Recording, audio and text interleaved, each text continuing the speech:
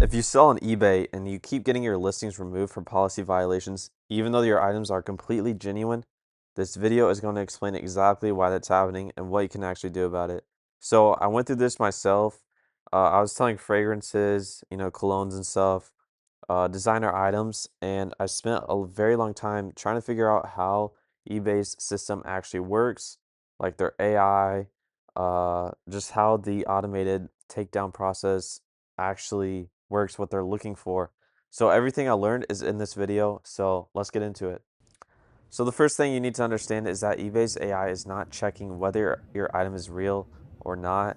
I know it sounds crazy at first because when you look at the email, it says is removed because it's counterfeit, but that's because the system that flagged your listing didn't investigate your item at all.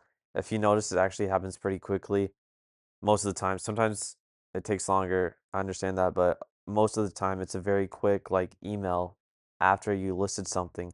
So what actually happened is that the AI didn't look at anything. It didn't investigate your receipt. It didn't look at where you bought it from. It didn't have any information to really determine whether it was fake or not. What it did was compare your listing against patterns from accounts that have been previously flagged for selling fakes in the past.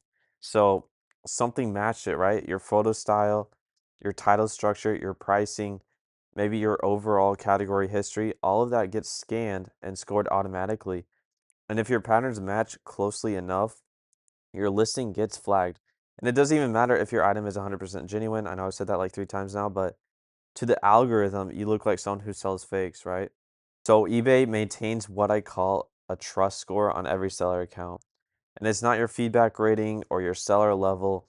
It's a separate internal score that the AI uses to decide how closely to monitor everything you do.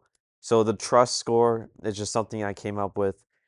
Won't find it anywhere officially, but it's just what I call this thing that the AI does. So just bear with me on that. So when that score is high, your listings go live without issue. So when it drops, everything changes. So items that would have gone live without a problem before will suddenly get removed. Your impressions will drop, your sales will slow down overall. And eBay never really sends you a notification explaining why. The score drops when the AI detects patterns associated with policy violations on your account. And once it drops, that system starts looking for reasons to flag you rather than the reasons to trust you. The really frustrating part about this is that eBay doesn't publish the score anywhere. Like I said, you won't find it like on the seller dashboard, and most sellers really don't have any idea that it exists.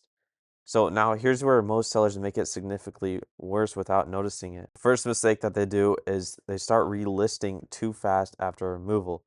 After your listing gets taken down, your account needs time to recover, at least 7 to 10 days minimum before you relist anything high risk. If you relist within 24 to 48 hours, the AI flags it as an attempt to circumvent a removal, and your account score drops even further. So the second mistake is using sell similar on a removed listing. Sell similar copies the metadata from your original listing, the same metadata that got you flagged in the first place. So the third mistake is submitting appeals. I know that feels like the right thing to do. You're like, hey, I got wrongly accused of this. I'm gonna send it to eBay for them to investigate even further. That's what I did. But the appeal process is almost entirely automated. Yes, there is humans that will look at it if it gets escalated enough, but that really never happens. So what do I actually do to recover from this? The first step is you're gonna have to let the count go quiet, not permanently, just for 7 to 10 days. During that window, don't relist anything that could be considered high risk, no branded items, no designer goods, just nothing that originally got you flagged or anything related to that, if that makes sense. That's what I call something that's high risk. Instead, focus on low risk items. So that being kids' toys, basic unbranded clothing. This gives your account score time to stabilize without adding any new risk signals. After that window, you can start reintroducing your normal items. And when you do relist, you need to change the patterns that triggered the original flag. So that means a different photo style, different title structure, just a different approach to pricing. You can't just relist the same listing with the same exact patterns and expect a different result just because you waited for a couple days. So I actually put together a free guide that goes deeper into all this. It covers exactly how the system works, what patterns to avoid, and the full recovery process step by step. And the link is in the description. It's completely free and it takes about 10 minutes to go through. If you're currently dealing with removals or trying to recover from a flag, it's worth checking it out.